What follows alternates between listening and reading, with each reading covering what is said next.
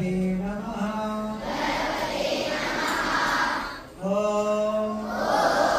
गं गणपते नमः ओम गं गणपते नमः ओम गं गणपते नमः ओम गं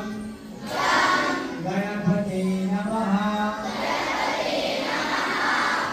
ओम गं गणपते नमः slowly rise